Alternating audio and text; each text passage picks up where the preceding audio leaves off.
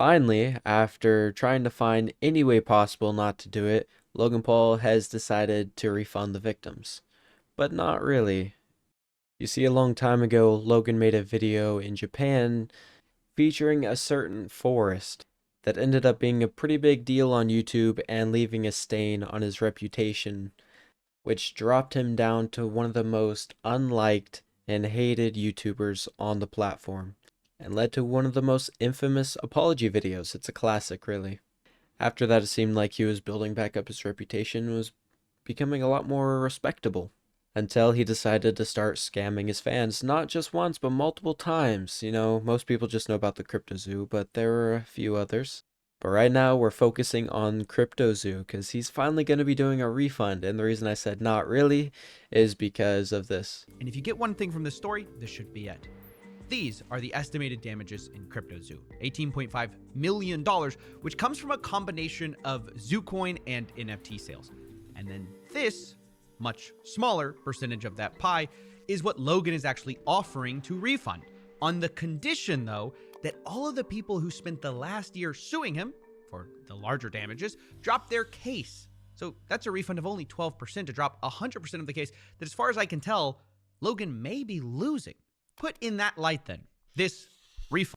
As you can see, it just looks like Logan Paul is desperate to get out of this situation as best he can. So of course there's some stipulations with this amazing refund of completely screwing over the people that spent all this money on your project that you were hyping up forever, saying it was an amazing idea. He's not even going to be fully refunding everybody.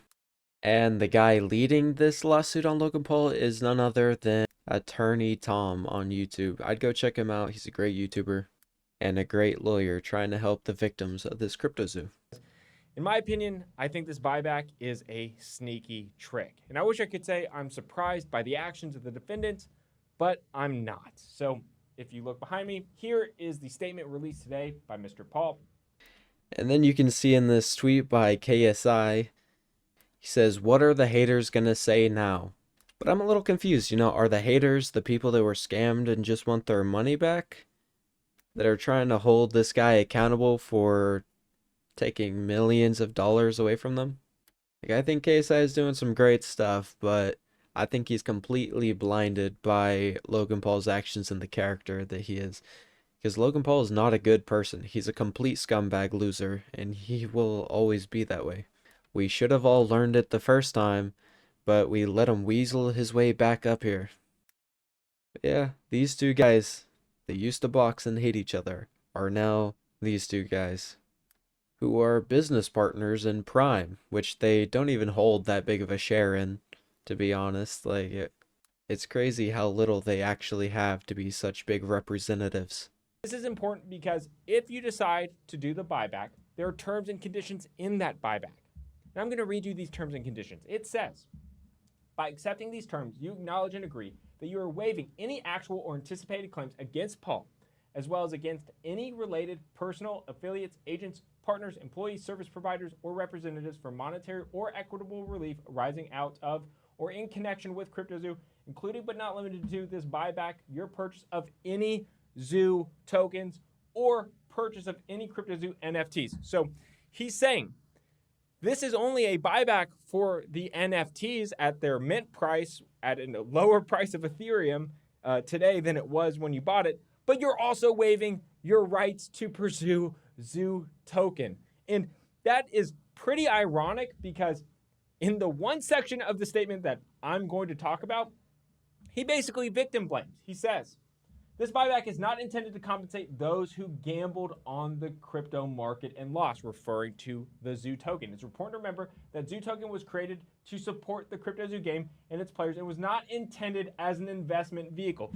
Mind you, Zoo token, the founders assigned themselves billions of these Zoo tokens. They attempted to pay service providers, developers in Zoo tokens, allegedly.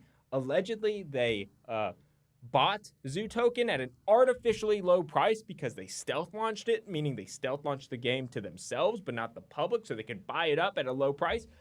They sure acted, in my opinion, like Zoo token was an investment vehicle. Zoo token, there was billions of... Pretty crazy how that works out.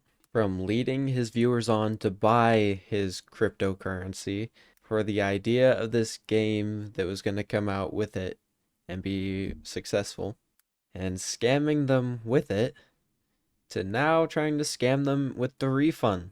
He's probably hoping some people are going to be desperate and just want to get their money out and not have to deal with any of the problems, which is more than likely going to happen with a lot of the people. And he's hoping that's just going to sweep it under the rug, because then they won't be able to talk about it anymore. They won't be able to pursue legal action. And then he wants to look like a good guy and go back to normal and act like nothing ever happened.